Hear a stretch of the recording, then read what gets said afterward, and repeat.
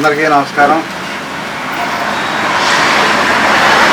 ఆంధ్రప్రదేశ్ మన అమరావతి రాజధాని రైతులకు, ఆంధ్రప్రదేశ్ ప్రజలకి, మీడియా మిత్రులకు, అన్ని పార్టీలకి, నాయకులకి ఈరోజు మన ఈఆర్ఎస్ పార్టీ జేకేఆర్ ఈ యొక్క రైతుల కోసం చేస్తున్న సెకండ్ పులింగ్ మీద ఈ రిలయ నిరసన దీక్ష దాదాపు 400 రోజులకి వచ్చింది. ఎందుకంటే మనం చూస్తూనే ఉన్నాం, గతంలో నుంచి కూడా 400 రోజుల నుంచి ఈ యొక్క కూలింగ్ అని చెప్పి చాలా దాదాపు పొలం తీసుకొని అమ్ముకోవటమే ఒక లక్ష్యంగా పనిపెట్టుకున్నారు. ఫస్ట్ ఆయన గెలిచినప్పుడు కూడా అదే చేశారు, యూనివర్సిటీ రాజధాని అన్నారు. మళ్ళీ ఎన్టీఆర్ పుట్టిన జిల్లా నూజివీడు అసెంబ్లీ సాక్షిగా ప్రమాణం కూడా చేశారు. ఫస్ట్ వాళ్ళ తుళ్ళూరులో ఏదో 1-2 లక్షలు పొలం కొనుక్కొని రాజధాని పెట్టుకొని కూలింగ్ అని చెప్పి ఎకరానికి 30 కౌలు ఇస్తాం, 25 సెంటుకు కూడా ఎకరం కౌలు ఇస్తాము, 10 సంవత్సరాలు ఇస్తామని చెప్పి 5 లక్షలు, 2 లక్షలు, 3 లక్షలు కొనుక్కున్న పొలం 4 కోట్లు 5 కోట్లు చేసుకున్నాం. మళ్ళీ అలాగే తర్వాత వీళ్ళు చేసి అన్ని దుర్మార్గాలు చూసి వీళ్ళని మార్చి ఇంకొక ఆయన చేస్తే ఆయన కూడా మన 3 రాజధాని అని, తర్వాత మావిధాని అని అది అని చేసి, వాస్తవంగా అయితే నాకు ఏ పార్టీ ఏ నాయకుడు అన్నా కూడా వ్యతిరేకం కాదు, కోపం కాదు. ప్రజలకి, రైతులకు కానీ మొత్తానికి అన్యాయం జరుగుతూ ఉంటుంది.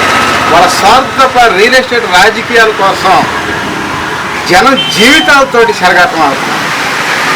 గుండె రగిలిపోతూ ఉంది, కడుపు మండిపోతూ ఉంది. ఏం చేయాలి? అందుకని చెప్పే ఇంత పట్టుదలగా ఈ యొక్క రిలే నిరసన దీక్ష చేస్తూ అందరికీ తెలియపరుస్తూ ఉన్నాం. అయితే వాళ్ళకి తెలుసు పరిస్థితులు. ఈ ప్రజలు ఏది ఏమైనా మనకే ఓటేస్తారు, ఆయన కాదు ఈయనకి, ఈయన కాదు ఆయనకి ఆయనకి వేస్తారు కదా అనే ఒక ఉద్దేశంతో వాళ్ళు ఉన్నారు.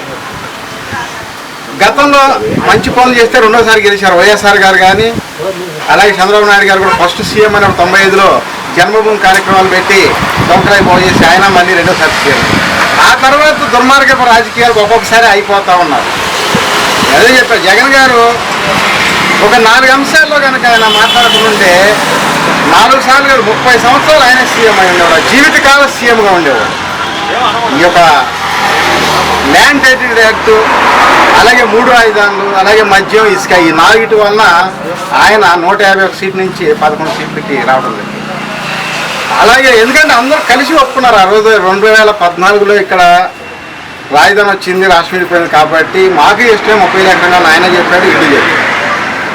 అంతకుముందు వైఎస్ఆర్ గారి స్టాండు, వైఎస్ఆర్ గారి ఆశయాల కోసం ఆయన పార్టీ స్థాపించి వెళ్ళారు కాబట్టి గెలిచారు.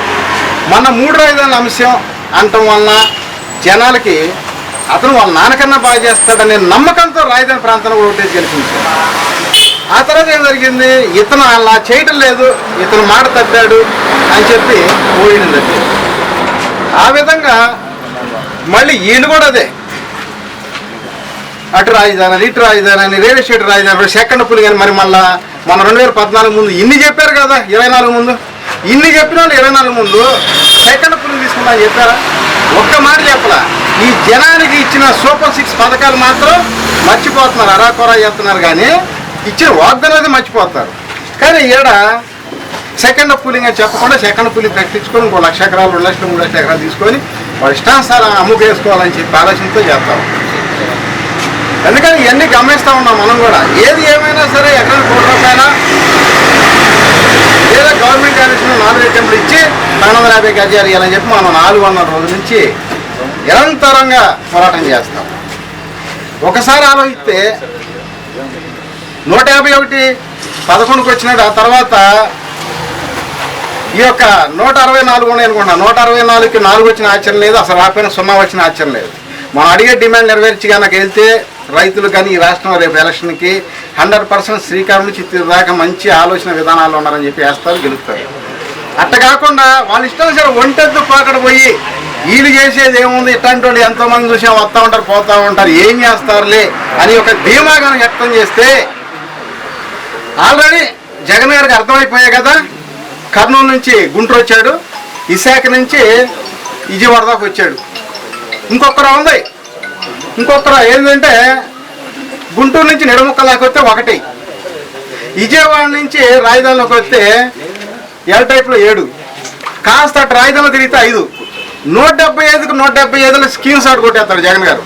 ఈ ఒక్కటి చేస్తే చాలు, 100% ఇది గ్యారంటీ జరిగి తీరిద్ది.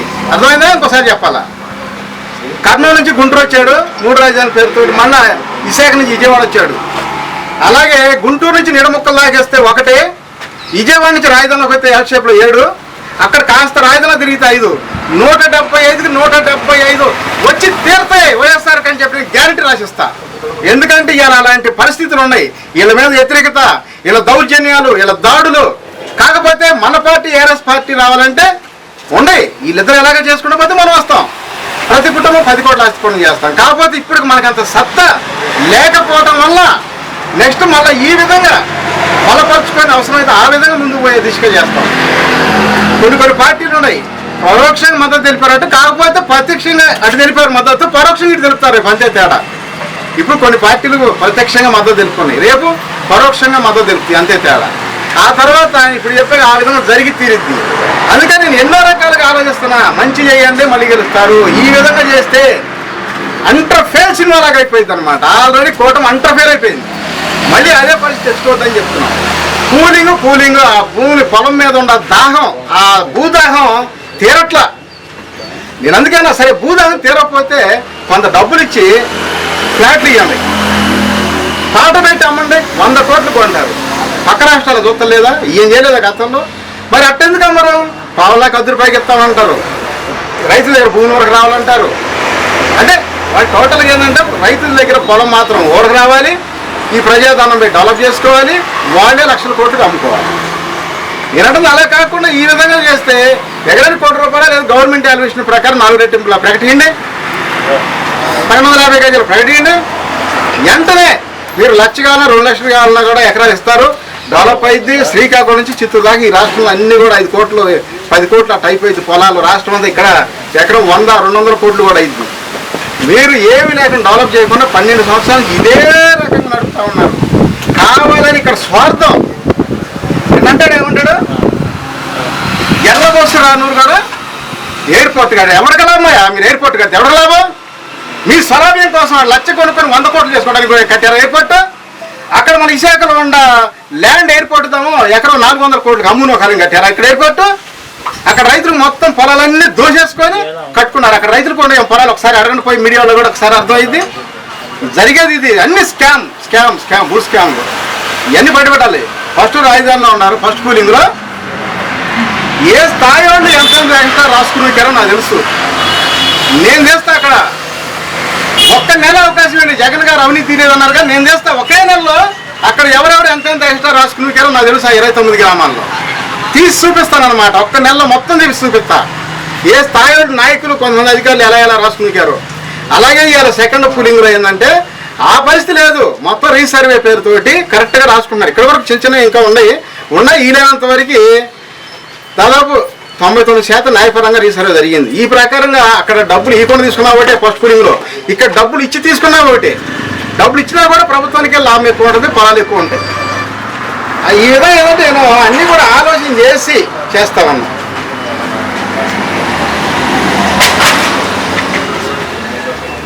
అలాగే వీళ్ళందరూ కలిసి రాజధాని పెట్టి మళ్ళీ మన పవన్ కళ్యాణ్ గారు ఏం చేశారు, ఆయన చిన్నబాబు పెద్దబాబు సూట్ కేసులు బాబులని పాసిపోయిన లైట్లని ఎన్నో చెప్పాడు. అంటే వీళ్ళనే జరిగింది. మళ్ళీ సరే ఏదన్నా కానీ మనసులో ఏదన్నా ఉన్నాయి, మళ్ళీ వచ్చి కూటమి ఏర్పడి గెలిపించి మన రాజధానిలో ప్రాణం పోశాడు. అందుకని ఆయన తప్పు ఆయన సర్దిద్దుకున్నాడు. కనుక వీళ్ళందరూ కలిసి పెట్టి రాజధాని అందరూ కలిసే తప్పు చేశారు. పెట్టుబడి పెడతామంటే విదేశాలకి నలుగురు వచ్చి పెట్టుబడి పెడితే అవదేడా. మన రాష్ట్రంలో వాళ్ళు అన్ని దేశాలు పోయి సంపాదించుకొచ్చి పెట్టుబడి పెడుతున్నారు. అందరూ దాదాపు ఆల్మోస్ట్ రాజధానిలో పెట్టుబడి పెట్టారు. వీళ్ళందరూ మన 3 రాజధాని అన్నాక ఇక సెకండ్ కూలింగ్ అన్నాక వీళ్ళు మూలకంగా వడ్డీలు కాదు అసలు పవరాలు కూడా రావు. ఆ విధంగా పరిస్థితి వచ్చింది పాపం కొనుక్కున్న వాళ్ళందరూ కూడా. అందుకని ఇలాంటి పరిస్థితులు పదే రిపీట్ కాకుండా మీ ఇద్దరు బాగుపడకుండా అందరూ బాగుపడాలనే ఒక ఆలోచనతో వాస్తవాలు పని చేయండి, మంచి పని చేయండి. మీరు ఎలక్షన్ ముందు ఏదైతే చెప్పారో అది చేయండి. సెకండ్ కూలింగ్ అని ఫస్ట్ చెప్పాలి మనకి ఎలక్షన్ ముందు. అలాగే ఫస్ట్ ఎలక్షన్ అప్పుడు కూడా ఫస్ట్ కూలింగ్ తీసుకుంటామని చెప్పలా. మామూలుగా తీసుకున్నట్టయితే రోడ్లు అవి తీసుకుంటే ఎకరం 100 కోటండి. రైతులందరూ బాగుపడేవాడు. రైతులు యమనాలకు ఓనర్లు అవుతారు, ఆ స్థాయిలో ఎదుగుతారు. రైతు ఎదిగాడంటే 10 మందికి అన్నం పెడతారు. మీరు నాయకులు దాచిపెట్టుకుంటే ఎవరు పెడతారు? ఎలక్షన్ అప్పుడు కాకపోతే అలా చెప్తారు 10 రోజులు 10 కోట్ల మందనో లేకపోతే 500 చేస్తారు. అదే రైతు అయితే 365 రోజులు ఉండన్నాళ్ళు కాపాడుకుంటారు. ఒక దగ్గర ఉన్న కూలీలు కానీ కార్మికులు అందరిని కూడా. అందుకని రైతు అన్నం పెట్టే రైతు పండించి 500 10 మందికి అన్నం పెడతారు. అందుకని చెప్పి రైతులకి న్యాయం చేయమని చెప్పి నేను అడుగుతున్నా. రైతుకు న్యాయం చేసిన ప్రభుత్వం మళ్ళీ గెలిచింది. అప్పుడు 2009లో రాజశేఖర రెడ్డి గారు కూడా ముందంతే రైతు రుణమాఫీ చేశాడు, ఆరోగ్యశ్రీ అంబులెన్స్లు పెట్టాడు, మహా చేశాడు. అందుకని రెండోసారి గెలిచాడు. ఆ పరిస్థితి రైతులకు న్యాయం చేయండి, మళ్ళీ గెలుస్తారు.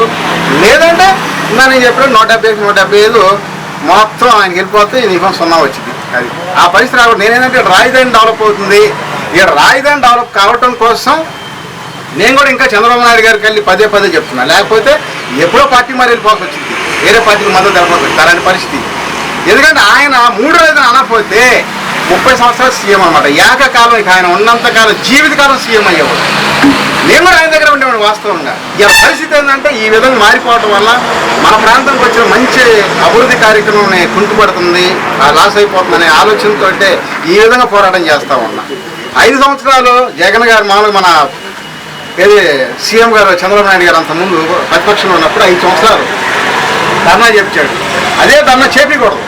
జగన్ గారి దగ్గర పోయి అఖిలపక్ష సమావేశం ఏర్పాటు చేసి ఈ విధంగా చేస్తే బాగుండేది అని ఒప్పించినట్టయితే బాగుండేది. ఇలా దాదాపు ఆల్మోస్ట్ 90% ఒప్పించా. ఈ యొక్క 400 రోజుల్లో జగన్ గారిని ఆల్మోస్ట్ 90% ఒప్పించేసాం, 90%.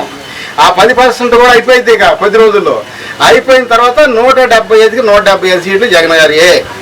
ఆ పరిస్థితి రాకుండా ఈ ప్రభుత్వం ఎంతవరకు మేలుకుంటారో చూడాలి. లేకపోతే ఇంకా ఉంది, సగం అయిపోయింది, సగం ఉంది. ఈ సగం అయినా జాగ్రత్త పెడితే ఇది, లేదంటే ఇదేదండి. మీరు పరోక్షంగా సీట్ ఇస్తే ఎక్కడి నుంచి పోటీ చేస్తారండి? తాడికొండ నుంచి పోటీ చేస్తారా లేకపోతే ఎక్కడి నుంచి పోటీ చేస్తారు? తాడికొండ నుంచి పోటీ చేయడానికి ఎస్సీ కాన్స్టిట్యూషన్ కదా, అట్లా చేస్తాం. మంగళగిరి నుంచి చేస్తాం. మంగళగిరి లోకేష్ గారు ఆ రోజు ఓటు పరిస్థితి ఏమో అందరికీ తెలుసు. అదే స్థానంలో 1,00,000 మెజార్టీ కాదు 2 లక్షల మెజార్టీతో అక్కడి నుంచే గెలిచి చూపిస్తాం మన చూడండి కావాలంటే.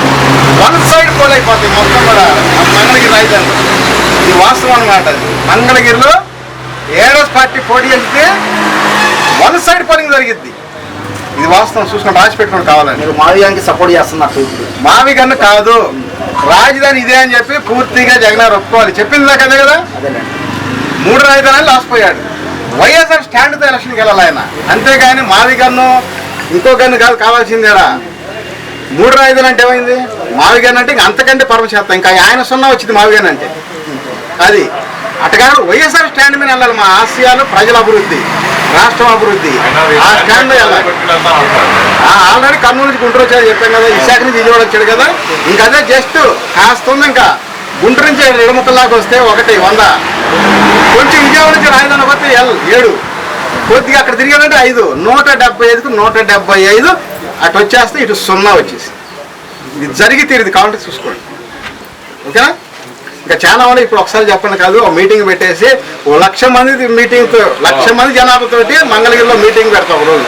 ఆ రోజు చెప్తా 3 గంటలు చెప్పింది చెప్పకుండా 3 గంటల సేపు చెప్తాను అనమాట మీటింగ్ చూడండి కావాలంటే. Okay, thank you.